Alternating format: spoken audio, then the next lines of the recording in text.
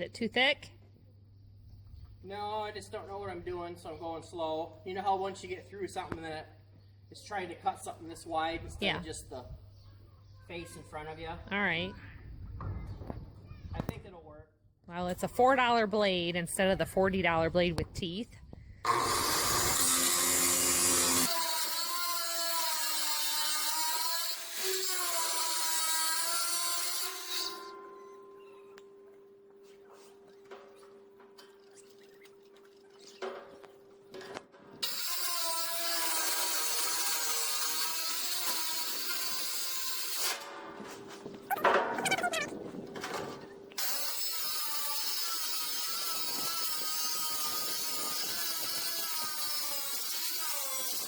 Hey, you got sparks going all up into the eaves and stuff.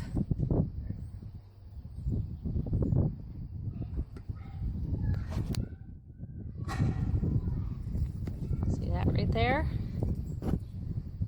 Fire safety number 1. Fire safety number 2 is don't be an idiot. If you see up there, the waste oil, we put a cap on it so no sparks get in there.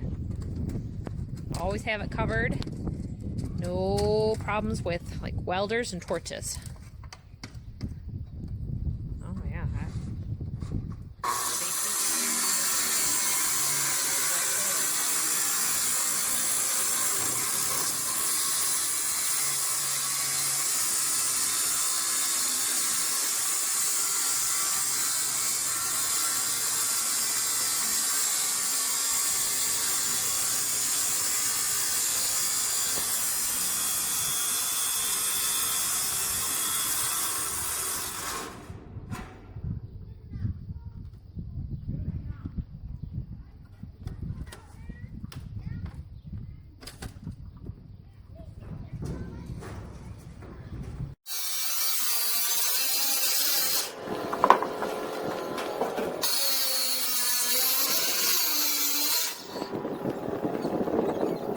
He says this is the worst that can happen with a fuel oil tank.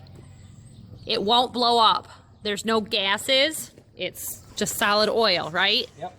And this, the guy, did you say he had it empty for a couple years? Somebody drilled a hole in it a long time ago, so it was. Yeah. So basically what's burning is the little bit of sludge that oil tanks get from 50 years of 50 years of sediment. Yeah.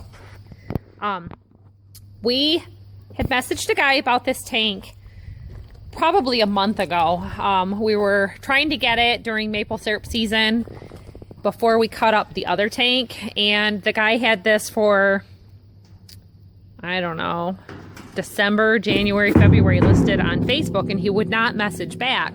He said he was out of town for work.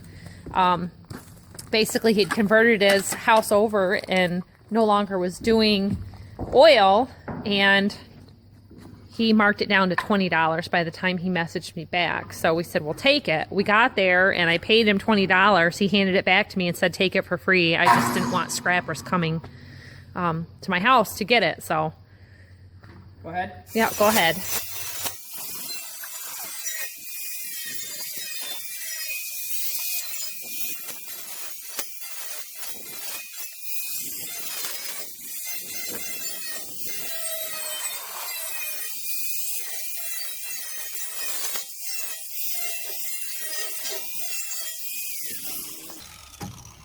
All right, so you got your piece of metal. You want to tell everybody what you're doing with it?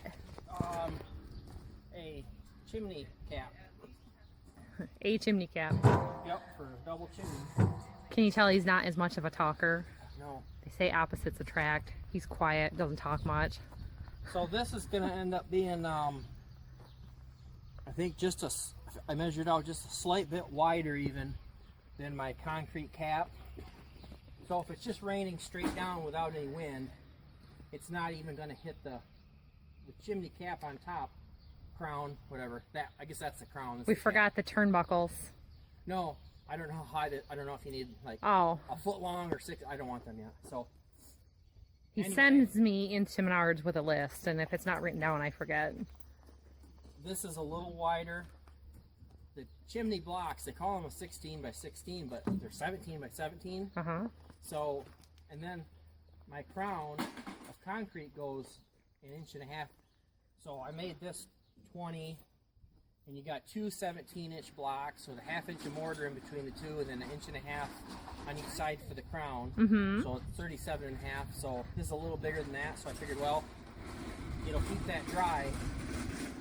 And then we found some expanded metal for both the flues.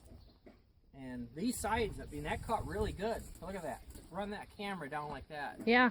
Well, and I was wondering if it was cutting slow or if you were just moving it slow. We bought the less aggressive saw blade because, you know, 10% of the cost of the one with the teeth and everything into the blade. I went slow because I was burning my arms. Yeah. It was throwing sparks like 40 feet at one point. And so I just went slow to try to keep myself from getting burned up without getting something on me. Yeah. So it did it easy. I did these real slow because I didn't know how it would act. Yeah. If it tried to bite or anything like that, it does really good. So. Yeah. And if you look at it, I didn't wear it off. Okay. So I just cut. Let's go look at it because when he has used these, they're almost identical for the masonry for like $5 or $6. Well, you did use quite a bit of it. It was a 7 1/8 inch blade, they called it, by 5/8 of an inch. Now they had a thicker one, but it showed it with a grinder instead of on the skill saw.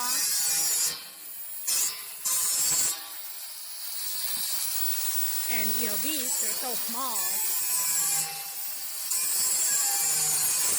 So we just left Menards and Lowe's. We found that Lowe's has a really good selection of the saw blades that Menards just doesn't have. They have their own brand of Master Force stuff at Menards, and your selection is much smaller at Menards in your variety and your price ranges. So they didn't have a $4 or $5 or $7 option, and when I pulled them up online, we were finding them, you know, $8 to $25 at Lowe's and Home Depot. And Home Depot is not convenient for us to go to, and over by us there's a Lowe's like 2 blocks away from the Menards, so drive around a couple of parking lots and you're there. That's what the inside of a fuel tank looks like when it's in a house. It's like brand new. Yeah. That little bit is soot for me catching, because I always catch the insides of the tanks on fire. So that's burn marks from. See the burn mark from them welding the flange in? So they torched it out. You torch these out. Set this in and weld it. And you weld it on the outside. Okay. And then there's a weld mark right there from the next one. And we have a very good reason that I can't wait to show you for that. So it's intentional in a fuel tank for your gauge, right? In the center? This one, I'll fill a vent and a gauge. It had 3 holes. So I'm going to leave that there. And we will save the tank. We were waiting. We ordered some restaurant pans. We decided to go ahead and do it and make a maple syrup evaporator for a good experience for us, a how-to video, and who knows, maybe I'll like that better with the flat restaurant pans. I like the flat cooking for the maple syrup instead of the flow pans, just because when you start that batch, you know you're done with that batch, and when you are doing these graduated pans, it's a lot more different. So we're gonna make one. We decided to do it, so we had to wait for that to come. The maple syrup pans came yesterday for him to cut this out so that we knew we weren't taking too much or how we were gonna do it. So that will be the top of the new chimney that you saw in one of the latest videos. So are you gonna do some welding up on it tonight then? And yeah, I'll just keep working. Okay. I just want to get this cleaned up for the kids because that's wicked. Oh yeah. Yeah, you don't want to walk away from that. Okay. Well, everyone, we've both been off today doing our own jobs. It's a huge painting project day for me. I have things, chairs specifically, that need re-gluing. You knock one piece out, you think you're going to glue it. You end up taking the entire chair apart. Of like a 12-piece chair, 3 pieces are connected right now. And I'm contemplating separating those. But I decided to walk over to the shop to try to find my glue. Do y'all see my glue anywhere? Me neither. Somebody has a habit of just throwing stuff on the workbench. I clean it a few times a year. It's hard enough to keep my house clean. So he's welding, doing his project. This is his chimney cap that we were working on the other day. And this is the framework for it. And I will tell you how frugal we are. Plus, metal is very expensive. I had mentioned that in the used oil tank video the other day. This is steel. Look at this. It says Canada. Oh, Canada. You see it? Right now. Pick it up. There. There you go. At one point, their filling station for their work had a sign out front and somebody hit it and mangled it. Well, guess what? He kept all that mangled angle iron. Here are the parts that he wasn't using. He just cut it all. Use your chop saw, torch, both. All right. Yeah, he's got his chop saw there. Always, always ask for tools for Christmases and birthdays, because you'll probably get something that you wouldn't spend the money on yourself, as far as like one-upping it. That's my motto. I always give him bungee cords and tie-down straps, things like that. My parents always give me gift cards for Lowe's. My dad just gave me one during maple syrup season. I had to go to Lowe's and get some things. We added new buckets. I'm due for another cordless drill. The last time they gave me a gift card, I got a corded drill, and our other corded drill is all chewed up. So it's time for a corded drill and a cordless drill, because this thing, the chuck is just wore out in it, and once you use it a little bit, it usually goes flying. So that's my tree tapping one. Yeah, see? Beep. Right out. DeWalt saw, always stored inside, barely used for what we do. Cord's all chewed up. Not gonna buy a new one. We'll just take an extension cord and swap the cord out sometime. Gotta wait for that giant sale. So this is what he's doing. We'll come back and check on him in a little bit, because I'm not gonna watch him weld. I want to keep my eyeballs. You never know when the weather's turning bad how much work you're gonna get done in a day. But I'd say this is pretty successful. We're gonna get some rain. A couple hours of thunder showers, they say. He wanted to get it up and in place so that the rain flues don't get water in them. So are you gonna put it up there just setting? Or are you gonna skip it? Yeah. I've got to get him some turnbuckles. I can just wire it on there. I put the little hooks in. Oh, nice. There'll be a hook, and then there's one in the cement. So I can tie it down for today with wire, just to keep, I don't want a bunch of rain going in the basement. And then I have to put a little, maybe a little ledge around. These screens are over the, because of the raccoons. Yep. We have enough material here. If I put these back, weld these back together, and then cut them down. We're doing this entire project off of scrap metal. This was the top of the fuel tank. These expanded metal sections were from probably a chimney cap or something. They're bent like they're for a chimney cap. We don't know. They were just under the bench. Probably from the old pile of auction stuff. We have been feeding off of that pile forever. Some of the stuff that we didn't need that we found, we sold some parts this winter. Some old Packard and Ford parts. So how are you thinking these will go? I could put a little ledge. The flues are 2 5/8 inches above the concrete. So somewhere down in here, there's about any way you wanted to do it. You really could even just set those on the... I don't want all screen all the way around. They say that really affects the wind. Okay. So there's so much, like most of them. Well, these are a lot bigger than standard. Like this, that really affects the wind coming across and helping with drafts. So I'd rather not do that. Well, and you don't have enough to go. No, even if we had to buy some to do it that way, I don't want to do it that way. Yeah. It's not the way to. That's how they are from the store. So you're thinking like this? Yeah. On Show top. me. Yeah. Then the wind doesn't affect it great. These are so bad for changing the wind. That say you've got an 8-inch flue, you've got to come up 4 inches all the way around just to compensate for having this. So they wrap it all the way around, and you have to have at least 4 inches. That's how much it affects when you have a strong wind coming across. That's why this curve helps so much. Flues are like this. Just grabs that wind and takes it over, and it won't affect our draft. So. Okay. Well, I like the way it's looking, and we have a surprise for the end that he hasn't. Are you going to plug it? Your opening? Are you going to plug your opening for tonight? Or this afternoon? I brought out some sandwiches so that we could keep working, but it's getting cloudier and windier. I'll have to check the weather update again by the hour, but it said, I think between 3 and 4 was a high chance, and then lowering down again. But I like it. It looks good. We'll figure it out. It looks nice. Oh, you can't even see it on the camera because of all the stuff in the background. Look at there. I got myself a weather vane, and I had picked up 2 weather vanes with cupola. That's what's right there for the top of my corn crib and barn or shed years ago. And he thought, hey, what do you think about doing this? So look at there. There's my surprise.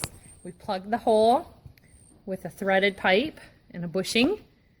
So this can finally get used. Oh, what a great thing. It's going to look so fancy. This is way better than a stainless steel one from the store. Way better. So if you want the other one that you got, all these parts are identical. Even the little set screws.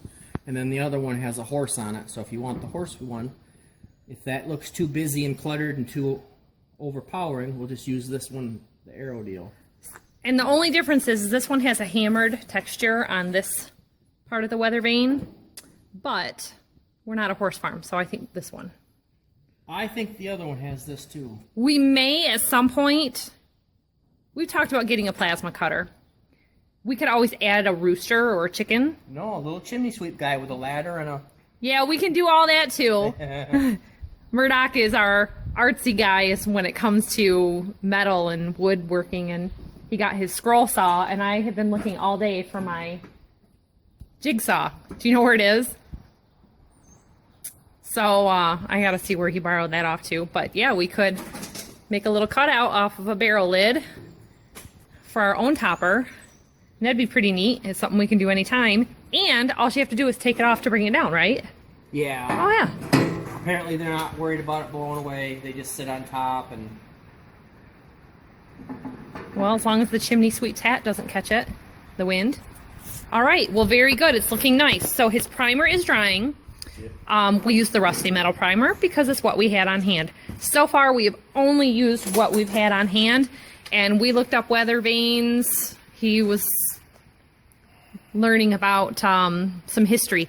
If you need something to watch and you like documentaries, there's a guy called Fred Dibna, D-I-B-N-A-H.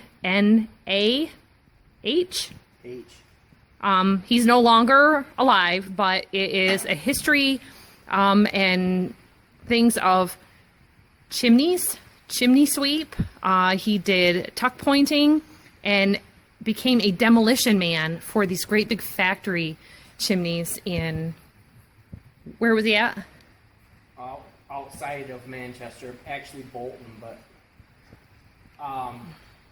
for some reason over there, they were kind of on to the, I don't think we ever had, like around Detroit, I don't think we ever had all those big factory chimneys. I think they knew ahead of time, some of them were 200 and 300 feet tall. I think they knew to let that, because here we had the smog and from coal, like the cities were just, and I think that's what they were doing. And then when they weren't using them anymore, he would repair them, and then he started demolitioning them because they weren't using the coal and everything. But I just don't think we ever had that here, but it's pretty neat to watch. Well, and when I say something neat to watch or a documentary, I'm talking a weekend of watching. The guy did some other BBC type hosting for some programs that they had, and then there were shows just about him. He rebuilt a steamroller and a steam tractor from basically scrap metal to working, and he said it was just his life's work that he wanted to do, and it took him 3 wives to get it all done, but they said it in the end. He said, I will not fall off a chimney. You only do it once. He said, I'll die laying down in my bed. And he did. So I think that's quite the testament to that kind of work. But it got us looking into doing our own chimney cap. He built his own mother's chimney and was the only person who would go clean it out because it was so tall and got to be so narrow. And he built it when he was 17. And he just fell into this work. He said he went to trade school and they told him to do what? Undertaker. Huh? To make caskets for the Undertaker. Oh, because he was good at hinge work. They said he was be a good cabinet maker. Yeah, making caskets. So, neat little thing for you to learn and watch. But oh, this is going to look so nice. It's going to make our plain, simple house look fancy. I'm impressed. He has skills. Well, that weather would not let up yesterday, so we ended up bringing this in the house to paint, and we treated it with the high temperature paint. It's totally ready to go up. He touched up my weather vane on top. Look at that. It is going up today. Well, the paint's dry enough for it to go on, and the rain has blown off. It's awful windy, but guess what? He incorporated some hooks into his design. I showed you that when he was fabricating it. Now, this design didn't just happen. He had it all drawn out. The only thing he had added to it that he didn't draw out is that he added framework at the top where it curves. And I just think it looks so awesome. I'm so pleased with him. He's pleased with himself. So because we incorporated the hooks into it, we picked up a couple of turnbuckles. We'll figure they were about $3.75 for the 2 of them. I don't remember the exact price, but so for less than $4, it's anchored down. And you know what? We decided we were going to weigh it because it's heavy. 33 pounds. That's a lot of weight. Way better than the store-bought stainless steel. We didn't spend the $150, $200. We were getting into a custom order situation with it. So this looks great. He did decide he had some mud flap material, and it's probably 1/4 of an inch thick. He put a little bumper of that on each corner so that it's not actually in contact with the concrete, just to help save the life of it in the long run.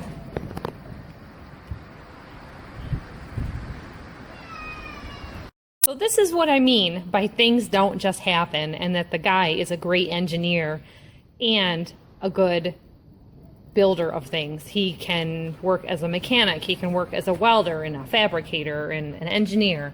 So he figured out all of his precise measurements. This was just a sketch he did. And then he figured out how he was going to make the top. Those are his anchors that he put in the bottom. And then this was his final.